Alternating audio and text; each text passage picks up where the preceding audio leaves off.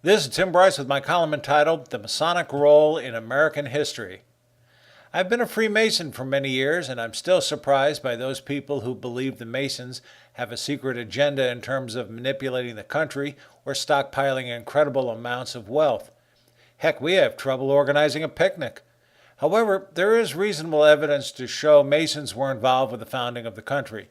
For example, of the 56 men who signed the Declaration of Independence, 9 were Masons, representing 16%, and of the 39 men who signed the U.S. Constitution, 13 were Masons, representing 33%. Of the 44 presidents we have had, 14 were Masons, representing 32%, with the last one being Gerald Ford. Beyond this, few people outside the fraternity truly understand the impact of Masonry in America. I participate in a book club whereby we have been studying the history of the United States, from the Revolutionary War to today, where we are studying the Reconstruction period following the Civil War. Throughout these books, there is mention of the various founding fathers who were Masons. Inevitably, I am asked about their Masonic heritage. For example, in the book Benjamin Franklin, An American Life by Walter Isaacson, the author mentions Franklin's Masonic background, but it was obvious to me he didn't comprehend the fraternity's influence on Franklin. Our acclaimed inventor, author, printer, ambassador, and postmaster was raised a Master Mason at St. John's Lodge of Philadelphia in 1731 and became the Provincial Grand Master of Pennsylvania 3 short years later in 1734. Franklin was considered to be America's top scientist and intimate with American politics. He is the only founding father to sign the 3 most important documents of the time: the Declaration of Independence, the U.S. Constitution, and the Treaty of Paris, thereby ending the Revolutionary War. In 1771, Franklin visited Ireland and Scotland. During this time, his hosts were surprised by how well he was received by the people. What they didn't realize, nor Isaacson, was Franklin was not just a respected scientist, but was also well known in the Masonic community, who embraced the Age of Enlightenment, which opened many doors for him. In the late 1770s, Franklin was appointed the first United States ambassador to France. Again, he was warmly welcomed by enlightened Masons. So much so, he joined Lodge des Neuf Sœurs in Paris and became the master of the lodge in 1779.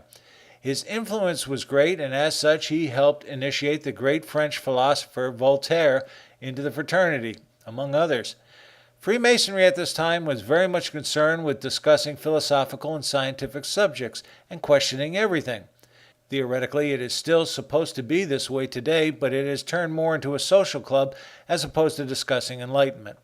Nonetheless, Franklin's Masonic background proved useful in forging relationships with Europe and ending the war. The father of our country, George Washington, was raised a Master Mason in Fredericksburg Lodge No. 4 in Virginia in 1752. It is said he had a high regard for the fraternity due to its sense of enlightenment and order. However, due to his commitments as general and president, Washington could not afford to spend much time attending lodge.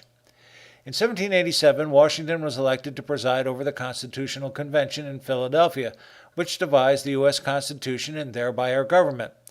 Washington was elected primarily due to his prestige, but his Masonic heritage, with a keen sense of order and protocol, certainly helped.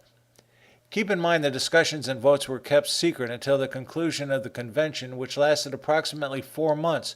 This is a testament to Washington's ability to run a meeting. Just because Masons observe protocol, it doesn't mean they always get along. Nothing more vividly exemplifies this than the relationship between President Andrew Jackson and Senator Henry Clay, who had also served as Speaker of the House and Secretary of State. Both men served as Grand Masters of their respective states, Clay in Kentucky in 1820 and Jackson in neighboring Tennessee in 1822. In government, though, they were political opposites and detested each other. Jackson was a member of the Democratic Party, and Clay's roots began in the Whig Party, which would eventually evolve into the Republican Party. The 2 men seemed to disagree on just about everything. In the presidential contest of 1832, incumbent Jackson trounced Clay. When Jackson refused to renew the charter of the Second Bank of the United States, Clay passed a resolution to censure Jackson, a tremendous embarrassment to the president. This caused Jackson to call Clay reckless and as full of fury as a drunken man in a brothel. On his last day as president, Jackson is said to admit that one of his regrets was that he had been unable to shoot Henry Clay. There may have been no love lost between Jackson and Clay, yet they respected each other as Masons, which may have ultimately been the reason why Jackson never acted on his regrets. As an aside, Clay was a member of Lexington Lodge No. 1 in Kentucky, and Jackson was raised at Harmony Lodge No. 1 in Nashville, Tennessee. Unlike Clay and Jackson, perhaps the strongest bond between political leaders was between President Franklin Roosevelt and Great Britain's Prime Minister Winston Churchill during World War II. FDR was raised a Master Mason at Holland Lodge No. 8 in New York in 1911. As a career politician, he had limited time for Masonic activities, but there is strong evidence he supported the fraternity, such as having his 3 sons initiated into it and becoming an honorary Grand Master of the Order of D. Malay, a Masonic youth organization. Churchill's ancestry included many Masons, and he became a Master Mason at Studholme Lodge No. 1591 in 1901. Like FDR, his political career kept him from actively participating in Masonic activities, but he maintained his affiliation. As the war began, Great Britain was essentially alone and isolated. The country desperately needed the resources and assistance of the United States. On August 9, 1941, prior to America entering the war, the two leaders met secretly in Placentia Bay, Newfoundland. Churchill arrived on the HMS Prince of Wales and met Roosevelt aboard the USS Augusta. The two had met during World War I when FDR was the Assistant Secretary of the Navy and Churchill as Lord of the Admiralty, a loftier position. Churchill had forgotten the meeting, which slightly perturbed Roosevelt, but years later, as Prime Minister, he desperately needed to know the President. Freemasonry was an important connection as it established the values both men possessed. When meeting FDR aboard the USS Augusta, Churchill gave FDR what appears to be a Masonic handshake, thereby denoting the relationship. With such common values, the men were able to speak on the level and form a strong bond, which was helpful in forging the Atlantic Charter. I'm certainly not suggesting Freemasonry was the principal influence motivating these men of history, but it certainly didn't hurt. It taught them about building relationships based on common values, protocols, and the search for enlightenment. There are many other stories of how Freemasonry helped to shape America, such as my article on Montana 3777, How Freemasonry Tamed a Territory.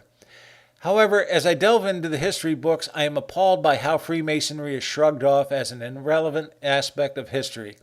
It may not have had the significance as purported by anti-Masonic conspirators, but it did have an important role to play in forging relationships.